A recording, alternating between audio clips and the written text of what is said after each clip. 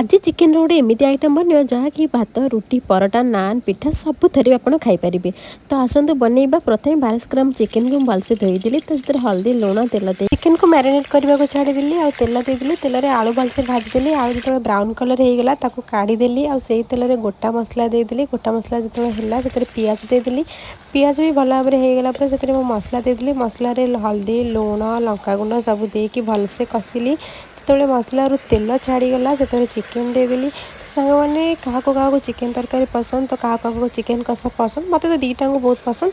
तो आज भाविली सब तो तरकारी खाऊँ तो दिने दिने चिकेन कषा भी खाईदेवी। मैंने से चिकेन पकई सारापर आलू को देदेली। आलू को दे सारापर भल कषिली। देन तादेह चिकेन मसला देदेली। जो आलू चिकेन पाखापाखि मोर सीझीगला देखो केते सुंदर भाव में मोर कषाटी बनीगला।